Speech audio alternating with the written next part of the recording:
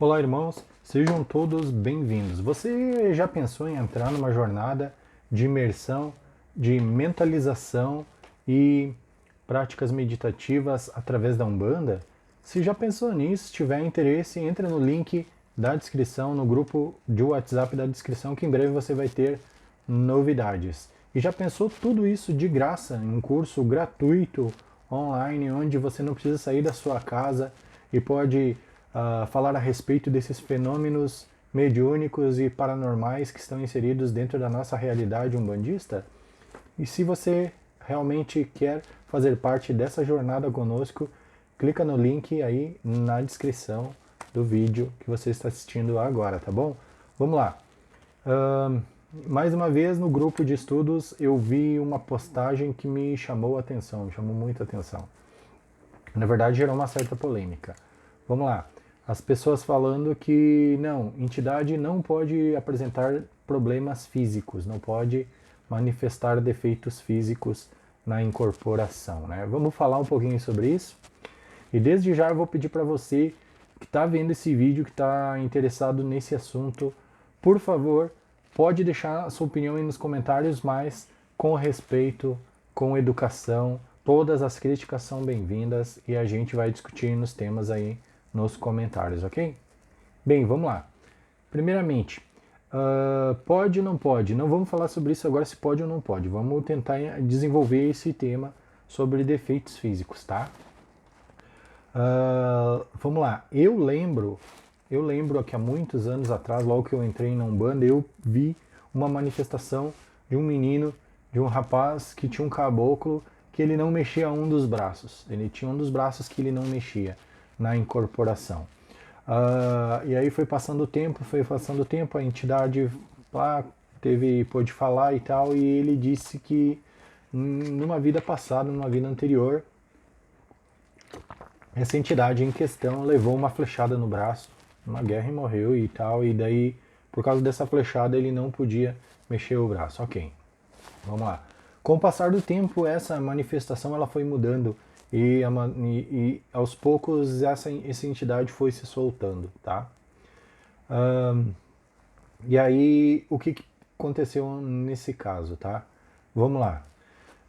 E não entendam mal o que eu vou falar agora aqui, tá? Não me entendam mal, e eu não quero ser mal educado e nem detentor da verdade, mas aqui, ó, vamos lá.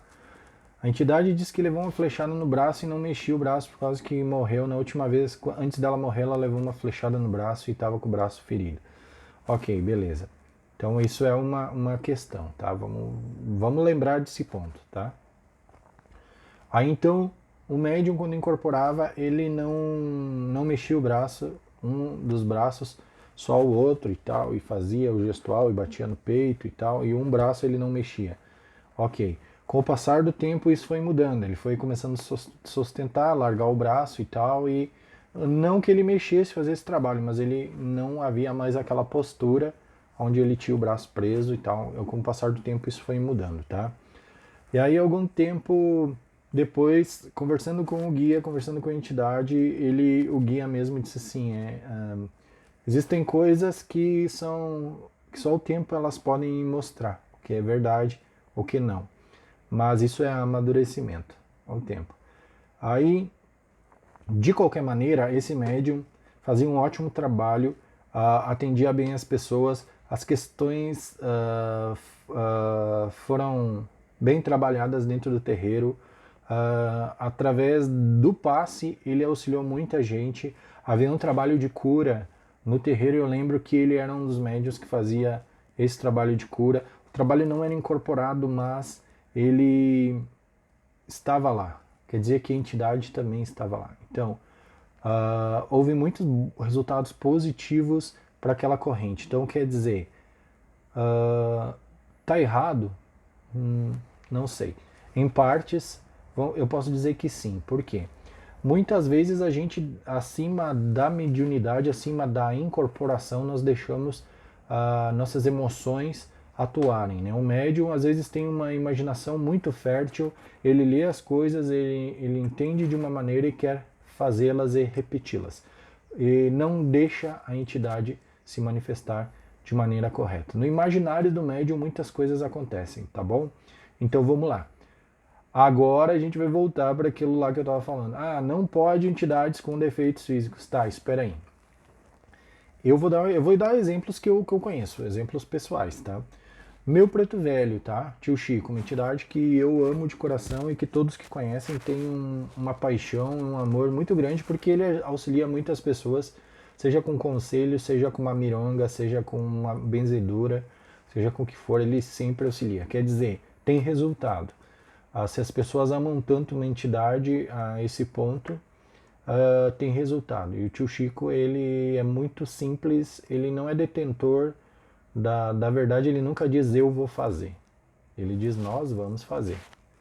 Ele trabalha sempre auxiliado por várias outras entidades, vários outros guias e com auxílio dos médiums também. Então, mas ele tem um defeito físico.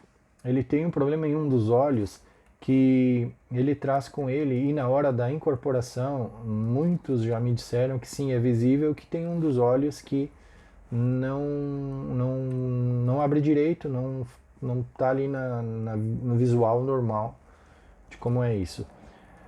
E aí, questionado o tio Chico, um dia eu perguntei para ele por que isso, né? Ele me disse, é porque algo aconteceu comigo que eu quero levar para a eternidade.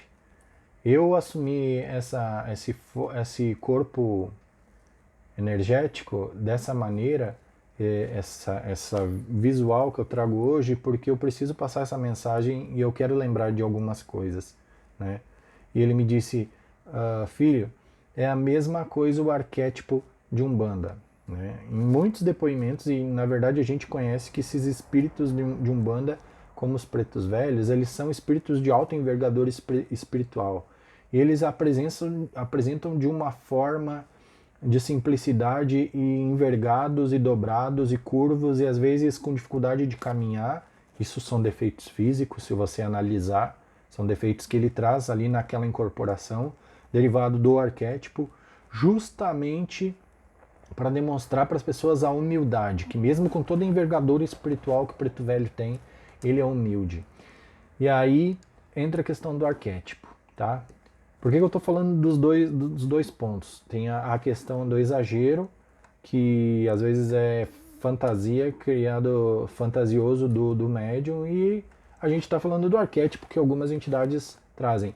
Alguns cangaceiros, boiadeiros trazem outros defeitos físicos também, que a gente pode chamar assim, por que não, tá? Um olho, um braço, uma perna. Tem entidade que manca, tá? Mas por quê? Por causa da representatividade de algum fator ali, a gente precisa questionar isso, tá? Para não deixar o ilusório e o fantasioso tomar conta da manifestação e do nosso terreiro também, tá? Então, o que eu quero dizer com isso tudo? Eu trouxe os dois fatos, tá? A questão que eu acho que sim, que tem gente que fantasia demais e atrapalha a incorporação, e algumas questões do arquétipo. Por que eu falo isso? Porque dizer que tem coisa que não pode, como eu fiz agora, eu disse não pode atrapalhar a incorporação e ficar no imaginário querendo criar um personagem que vai incorporar com alguma coisa, ou com o braço, ou batendo no peito, ou não sei o que, o meu Ogum só faz assim, o meu Xangô só faz assado. Não pode criar o imaginário de dizer não, é assim porque, né? Por que é? Tá? Precisa saber por que é, tá? Agora, isso, eu acho que realmente exagerar nisso acaba atrapalhando o trabalho mediúnico e o trabalho de caridade, tá? Por que eu estou insistindo nisso? Porque quando você diz assim, não pode, tá? Quando você diz assim, não pode, você está querendo impor uma regra que não cabe a você impor, tá? Explicar que alguns processos mediúnicos, algumas atitudes dentro do terreiro, algumas atitudes dos médiuns são exagero, por causa até por talvez um pouco de animismo, né? Perdão, nem vamos falar de mistificação aqui. Vamos falar de fenômenos anímicos. Eu acho que é mais fácil. É a mesma coisa que dizer que o preto velho não pode vir curvado no terreiro. Quando você diz que não, é não. E daí assim, você está vindo contra o arquétipo. que é algo na Umbanda e é inerente da Umbanda. E você precisa entender isso, que existem esses arquétipos, essas manifestações fazem esses determinados trejeitos por causa disso, né? Ah, mas estou falando de defeitos físicos, Maurício, mas o que é defeito físico dentro de uma incorporação? Se tudo é incorporação, são fenômenos mediúnicos, né? Então quando você diz não pode, aí que é o perigo, tá? Então a gente tem que tentar elucidar, esclarecer e trazer à tona a discussão e o diálogo. Agora quando você diz não pode, você não está ajudando a Umbanda, nem aos médiums iniciantes, as pessoas que estão trabalhando, tá? E eu vou dar outro exemplo do não pode, tá? Não pode me segurou muito tempo o meu desenvolvimento mediúnico com o meu caboclo, tá? Eu trabalho com o seu Beiramar, com o Uruti Beiramar. Ele tem nome próprio, que não é comum dentro das falanges de Ogum, tá? Ele é um caboclo de Ogum. Ele tem nome próprio, ele assovia como um falangeiro de Oxóssi, porque ele trabalha também nessa egrégora de Oxóssi. Só que quando eu comecei na Umbanda, os médios mais velhos diziam, não pode. Caboclo de Ogum não assobia. Entendeu? Entende onde eu quero chegar? Isso limitou a não deixar a entidade extravasar e trazer a apresentação que ela queria vibracional para me ajudar. Havia necessidade dela fazer isso, e aí todo mundo dizia, não pode. Tá? Enquanto eu não parei de escutar os outros e comecei a escutar a mediunidade, a espiritualidade, eu demorei muito para desenvolver a incorporação com o caboclo. Tá? E aí atrapalhou bastante, atrapalhava o trabalho do caboclo. Tanto que no momento ele deixou até o marinheiro, que era o seu Zé da Praia, e o boiadeiro trabalhar mais porque eu estava atrapalhando a incorporação. Porque não pode. Tá? Quando eu deixei isso aflorar, explodiu. Foi embora de uma vez por todas. Então, assim, é isso que eu quero que você entenda, irmão. Não pode. Para de falar isso da incorporação, dos defeitos, dos arquétipos, da formação, das atividades que são inerentes à incorporação. Eu entendo sim que a gente está falando, de repente os irmãos quiseram falar o seguinte, não pode ficar exagerando e dizer, o cara tomou um tiro, tem uma perna que arrasta, levou uma flechada, o braço não mexe, tá com o olho, levou uma facada e morreu, sabe? Não é isso. Mas lembra que o próprio Caboclo das Sete Encruzilhadas, ele se apresentava com uma imagem de um frei, né? Porque ele era Frei Gabriel de Malagrida, e ele resolveu que aquela seria a imagem ao qual ele se apresentaria fluidificamente naquele momento. Porque ele escolheu aquilo. Então você não pode escolher ou determinar como as entidades vão se manifestar. Ok, cuidado para que não haja animismo, não haja mistificação. Deixe as entidades se manifestar como elas devem se manifestar. Então, certo? Respeita o arquétipo de Umbanda, porque o arquétipo de Umbanda faz parte da Umbanda e é assim que é. Tá? Você falar que não pode o preto velho vir curvado, ou o boiadeiro arrastar uma perna, ou, sabe, tá errado. Começa errado aí. Agora, exageros devem ser cuidados e cautelosos. Você, dirigente do seu terreiro, tem que ter todo o cuidado com isso, ok?